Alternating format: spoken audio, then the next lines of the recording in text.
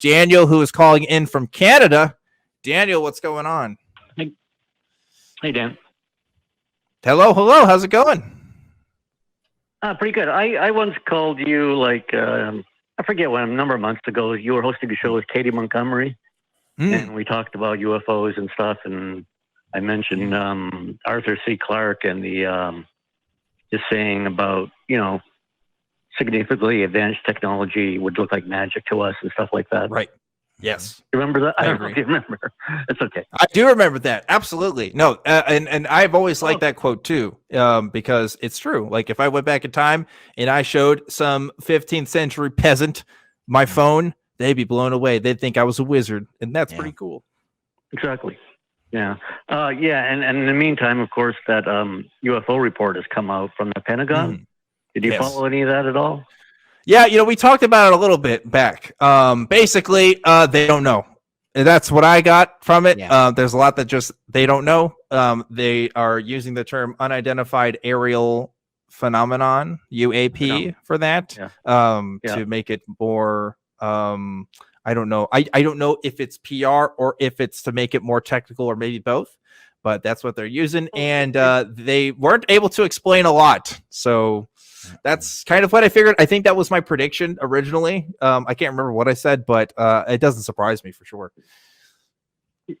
Yeah, to me, it was more like a crack in the door. For decades and decades, the Pentagon was completely denied that they had any interest in UFOs. And now suddenly it's like they had the door completely closed.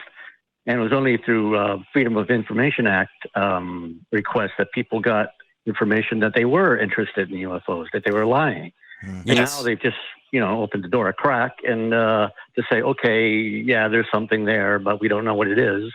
And I think they're just trying to gradually open that door and reveal more and more. Or if they will reveal more and more, I don't know. It's definitely historic for exactly those reasons you point out. Like there is a history of them denying, saying, oh, we're not interested in this. And like, this isn't really a thing. So that's cool that it is. But you got to wonder how much they do know and what is reasonable to tell people. Obviously, there's a lot of security interests involved with revealing, like, okay, so we got this footage on this secret ship that's out in the sea that it's not supposed to be at doing a military exercise, right? Like, you can't reveal a lot of that kind of information because it's intelligence and it might break, some treaties between countries and things like that. I think a lot of that kind of politics goes into it more than people realize, more than just like, oh, it's because of aliens, But yeah, it's definitely a historic thing. But I think it's even bigger than that. I think, like, if you think about it, it's it would be a very immense thing to tell the public of the world that if this were true. There's something called the Brookings Report that was done in the 1960s, in 1960, that NASA commissioned, and they asked, what's going to be the impact of the space program. And one of the chapters in this report was what impact would the finding of alien like technology or an alien civilization have on the Earth. And they really said two things. One was that either we'd all come together and have a kumbaya moment and realize we're all humanity and it might be a good thing, or it might be a terrible thing. It might be much like an advanced civilization coming across a primitive civilization. The primitive civilization is going to be decimated, just like we did to the Native American civilizations across North America.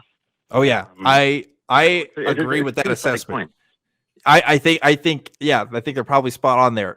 We would either be all united in a common threat, or it would just cause mass chaos and we wouldn't be able to do anything about it. But it is really interesting to see that, there's definitely some changes in how they're reporting that stuff.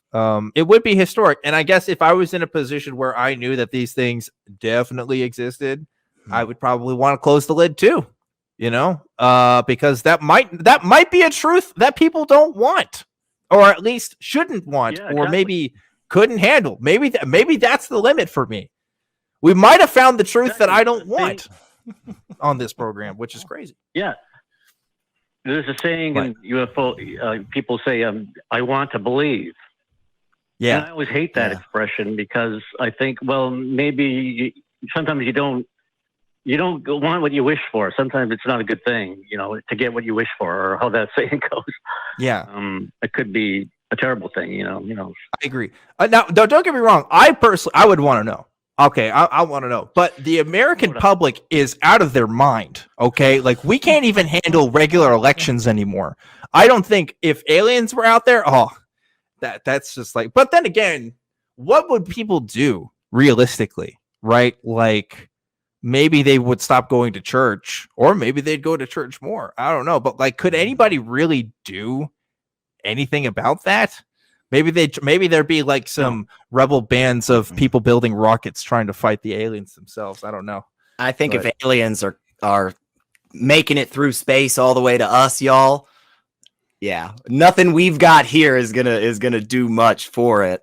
But I don't know, man. I think we might still have a group of people that I don't think I don't think it's just clear cut that we'd all band together or all just instantly die. I think there'd probably be a small resistance and they'd stand up, and there'd probably be a group that's like, yes, join the aliens.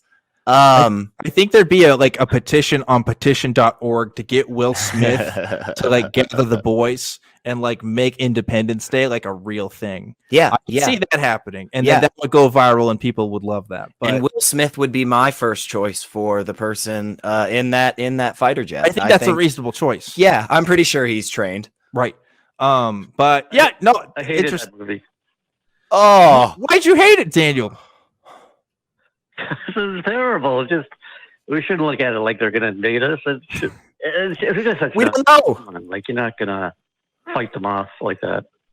Are you a traitor to the human race? Are you trying to feed information to the aliens? Is this a test, Daniel? Are you working for the aliens right now to get like a A/B testing going on? Is this marketing for you? What's happening? I have an alien right with me. No, I mean, and another thing is, there's a reason why the elite of the world wouldn't want this information out, because it could also affect things like energy. It could affect transportation. It could affect if we got like some advanced technology from them or something. It could have an enormous effect, an enormous impact on our planet. And I think they have to be really careful. And I think some of them want to save their hides. They're making a lot of money off the petrochemical industry, and I don't think they want some aliens giving us some free energy thing or something. I don't know. Oh my goodness. Listen, Americans are already so bad about like human immigrants. Can you imagine alien immigrants, actual alien immigrants into the country? Really? People wouldn't like that. You can't build a space wall, Like, well, there's already the dome that covers the Earth, right? Didn't you know that? Oh yeah, there is the dome, but they're already breaking through the dome if we're able to see them, though. Oh yeah, they probably have already broken. So I don't know, man. I think I don't think the elite are that connected in the world. Whoever the elite are, I don't know if they're that connected that if we had some real solid proof of aliens coming to hang out with us and watch some Netflix, I don't know that they could actually keep it. I don't know. It could actually be kept secret, man. Yeah. I shouldn't have said elite. Maybe the military, like the military-industrial complex. It's a lot of people in the military. Petrochemical industry. What? That's the thing too, though. There's always those people that are like out there at those UFO conferences that are saying like, yeah, I like worked as a sanitation engineer for NASA, and like I got all the deets on the aliens and stuff. So like we wouldn't be able to tell the real thing from the difference, or real thing from people just playing around either. Yeah. It'd be hard. But anyway, it's an interesting thought experiment, I'm glad you brought it to my attention, because now I really have to think about it. Would it even be a good idea to say that they're out there if we like really, really knew, like really, really knew? And I don't know. Yeah. I don't know. There's definitely, I don't know either.